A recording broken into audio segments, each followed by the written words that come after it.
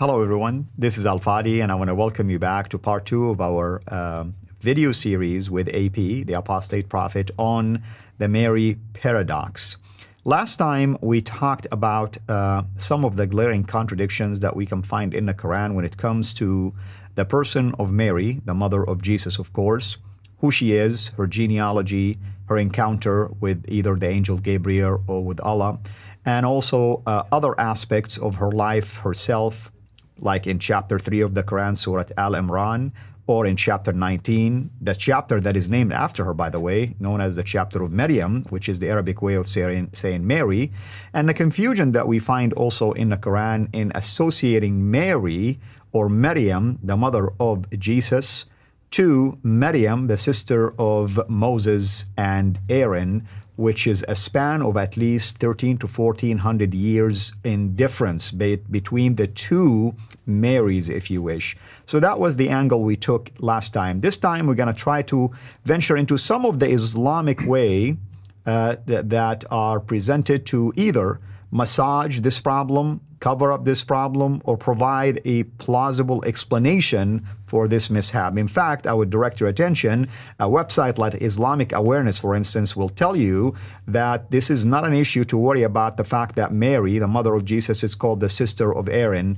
And they even point out to you that this issue was brought up to our attention first by St. Clair Tisdale when he wrote about this issue in the original sources of the Quran.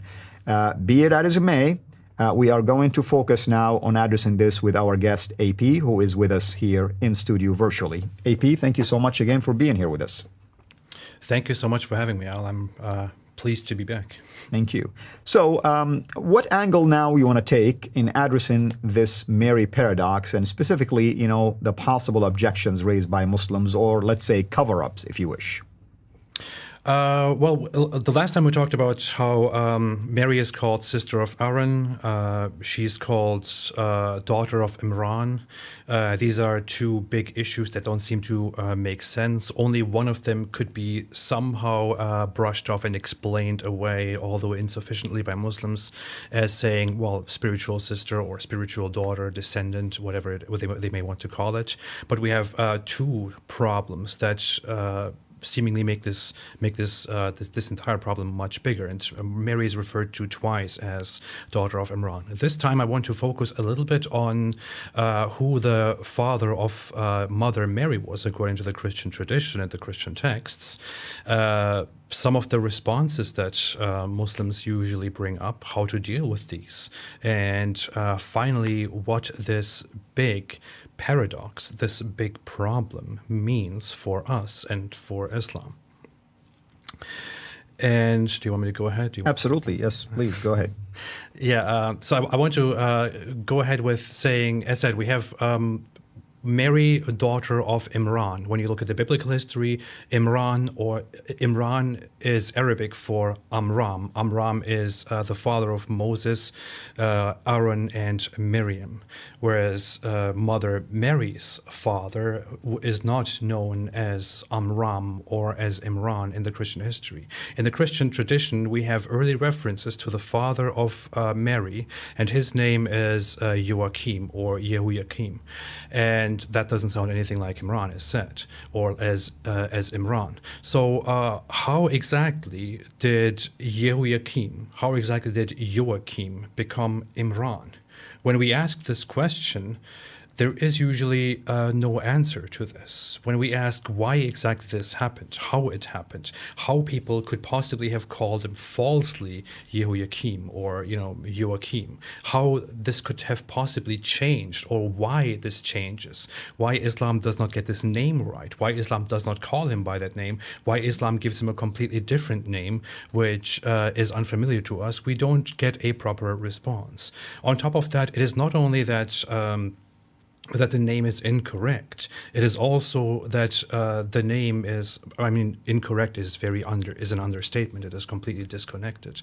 The problem is also that while the Islamic name for Mary's father is completely false and disconnected from the name that we traditionally know, it also happens to correspond exactly with Amram in the Bible, who is the father of Miriam and the father of Aaron, which exactly fits into the description of this obscure Mary in the Quran.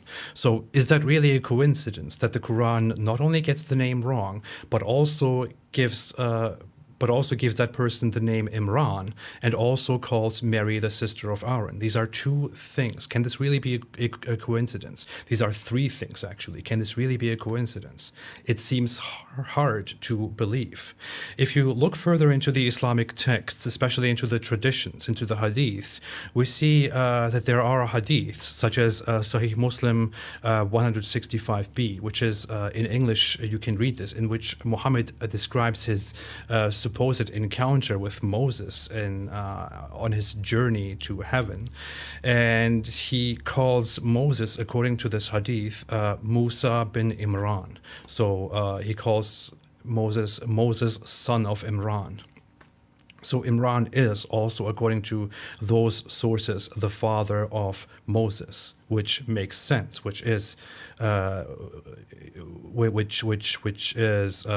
according to the biblical narrative. Amram is the father of Moses. But then again, in a different hadith, like Sahih Bukhari 34:11, it again does that same thing and calls Mary the daughter of Imran. It says that Mary was among the women elevated as the daughter of Imran. Mm-hmm. And the daughter of Imran, the figure of Imran, is always pointed out together with Mary, not always, many times pointed out together with Mary as a person of significance.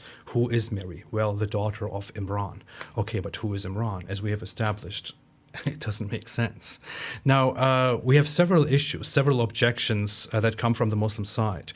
As said, some of them want to bring up this entire objection that Muhammad made, apparently, according to the hadith. Muhammad supposedly said, in response to this problem, that this was a practice in the time of Mother Mary. Mm-hmm. People used to call humans by the names of prophets or of significant people who came before them. But notice, what we have here is Christians are asking this question. Christians in the region are asking the question, and they are saying, wait a minute, why do you call Mary sister of Aaron when Aaron lived a very long time apart from Mother Mary? And Muhammad then says, well, this is just something that people did back then. But nobody apparently knows. If we look into historical accounts, we don't have any examples of such a practice. Christians don't know of such a practice. Jews don't know of such a practice. And it happens to be a very big coincidence that in Mary's time, they picked Aaron to refer to her as sister of Aaron. Mm-hmm. Now, you could say that Mary may be from the lineage of the priesthood of Aaron, which could appear to make sense. But again, why refer to her as sister of Aaron? Exactly. And why unite that with Imran? Doesn't that kind of look like Islam wants to crudely put mess with us? You know? Exactly. Like it's like if you look at the genealogy of Jesus, I'm going to use just a quick example here. In Matthew's account, he called him Jesus Christ, the son of David, the son of Abraham. Imagine if he says the brother of David, the brother of Abraham. Oh, dear Lord, how many Muslims are going to attack the veracity of the Bible and the accuracy of the Bible and so on and so forth. So why is this okay, but it's not okay if it is mentioned differently? In fact, some Muslims bring up this objection. They say Jesus is referred to as the son of David, but hey, Jesus was not the son of David. So is that also a mistake? That's what they say when we bring up this issue with Mary. Right. But the comparison, as said, is completely is absurd. I mean, son of David makes sense. This is something that was in use. It makes sense within the theology of Christianity as well. And son is completely different from sister or brother. This is not something that you can properly compare. If it said daughter of Aaron, then we could say, okay, well, it couldn't mean anything else. It doesn't make sense. It probably refers to her as, a spiritual descendant of Aaron, but it doesn't. It says sister of Aaron, and on top of that, it also says daughter of Imran. And these are just big confusions. When I sit here as somebody who questions the authenticity and the authoritativeness of Islamic sources, what I think is, why does it do this and this and that? Don't all of these add to my confusion? Don't all these confusions, these seeming contradictions, make me doubt Islam? Why would Islam do this? Why would Allah do this? One issue that we have still is some Muslims say we are making the claim that the father of Mother Mary was known as Joachim or as Yehoiakim, but we can't really back this up because all that we have is Christian tradition, and we have a source that was considered apocryphal. We have the infancy gospels, the proto-evangelium of James, for example, in which the father of Mary is described, and he's named there as Joachim. And they say, well, you can't trust that because that is apocryphal text that is not part of the Christian scripture. But that is a very weird objection because, as you have pointed out in our last conversation, those gospels that are deemed apocryphal also contain a lot of narratives, a lot of stories that happen to correspond with stories, with issues that the Quran or that Muhammad have adopted. So things that do not exist in the Christian New Testament, but that exists in those specific texts, also appear within the Quranic narrative. So if we want to simply discredit that, the proto-evangelium of James as wrong, as unreliable, as fake, should we also then discredit all those stories within the Islamic tradition that are not in the New Testament as unreliable and as fake because they don't have any other basis? So this criticism simply falls flat. And again, why in the world would Christians know this person as Joachim? Why would this be the tradition that people know him by? Why would they make up this name? Why would it be completely unrelated to what Islam claims the name was, Imran? Right. I mean, there are just so many issues with this. I want to give one more example from the tafsir of Ibn Kathir, but go ahead if you wanted to. No, I mean, if you want to maybe use that as a wrapping point for this particular part, that would be great. But by all means, I mean, everything you're saying is making sense. In fact, I would make this argument: if Muslims insist, for instance, that Muhammad is found in the Bible, then present his genealogy to me in the Bible. Whose son is he in the Bible? There is no mention of genealogy of any, every time they pick a person, either a prophet, it's called the prophet, or the comforter, or the spirit of truth. I mean, we're not talking about a person, but even if we pretend that was a person, present his genealogy to us. Even in the Quran, which is amazing, in chapter 61, verse 6, they claim that his name is Ahmed. Really? I mean, I've never known him as Ahmed. I've always known him as Muhammad. So who's Ahmed then? Help me understand. Show me the genealogy for Ahmed according to the Quran. In fact, I would argue, show me the genealogy of Muhammad, tying him to Ishmael, tying him to Abraham in the Quran. So you see why this is serious, and we're not going to really sit around, do nothing about it. Yeah, go ahead, Mike. Yep. One more thing to add, which I just want to add to point out how confused the Muslims back then were about this whole issue.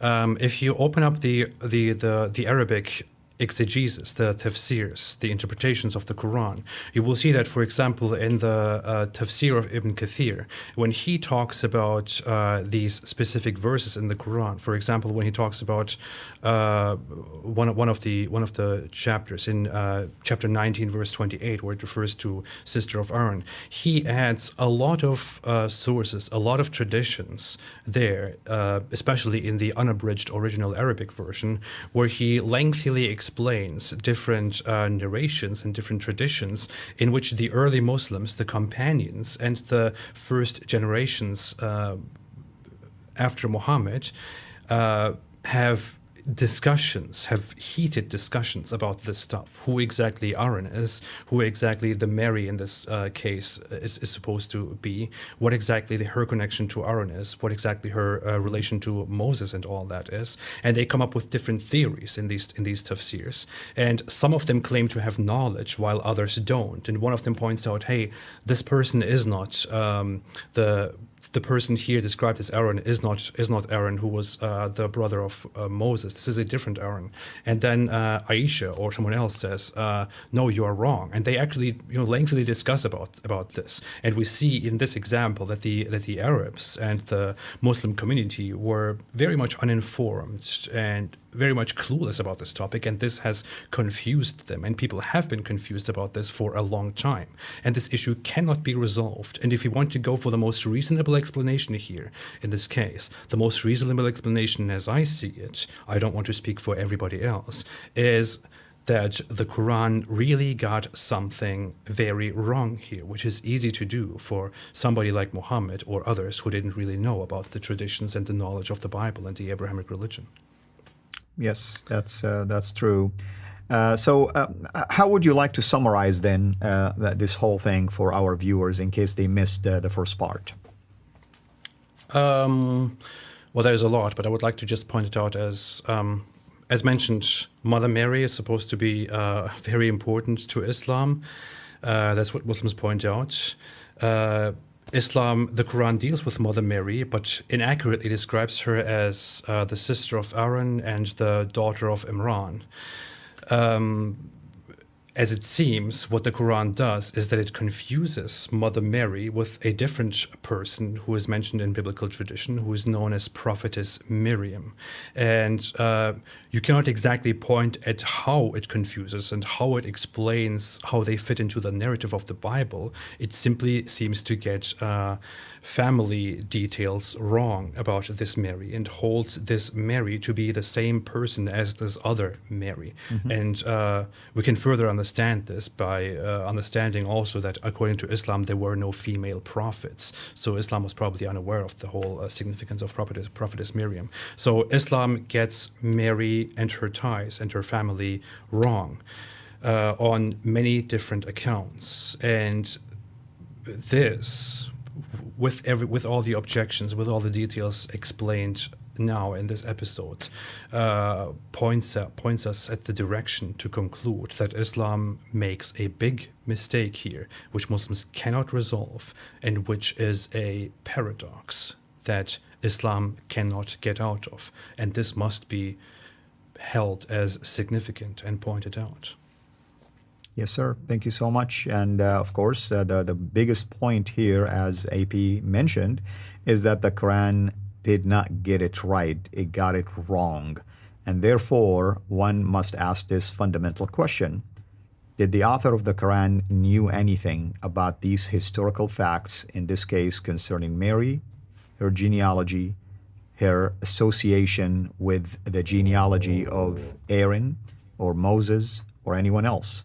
Therefore, we cannot just assume that just because the Quran said it so, meaning that she is the sister of Aaron, somehow that is historically accepted or even traditionally and customarily accepted, because we do not find any other events or other, I should say, records of things like this, even in the Quran itself, outside of this, to support such claims. So we have to be really on the look for anything else that can present a proof from the Islamic point of view. Until then, I think we made our case in the last two parts, last time I should say and this time, that the Quran is wrong in its assessment of who Mary is, and the fact that the Quran has contradictions concerning Mary, then we want to use the Quranic own argument against itself, that if there is any contradictions in this book, it cannot be from Allah. Point been made, case closed. And that's how we want to finish this particular part, or at least series. Again, AP, thank you so much for being here with us. And I know we're going to hopefully have you again to do more and more episodes about other topics as well. So I'll give you the last word. Thank you so much, Al, for having me here. I will be excited to talk more about different topics. I think, yes, definitely, the point has been made. It is, if there is one mistake in the Quran, then the Quran is wrong, then Islam is wrong. And there is a mistake, therefore Islam is wrong. Should be noted. Thank you so much. And as I always say, stay away from Islam. Thank you so much, AP. Good closing. And we want to invite those, of course, who are watching this to interact with us or interact with AP and his channel. And if you have any more questions or comments about this, we welcome them. Until next time, have a blessed day. Thank you for watching this video. Be sure to like and subscribe to our channel, Sira International, and click on the bell so that you receive notifications whenever we publish a new video or go live. I would also like to appeal to you to consider becoming a Patreon patron by clicking the link right below. By doing so, you can give towards the production of these videos. There are also other options for you where you can give to our channel. I thank you from the bottom of my heart.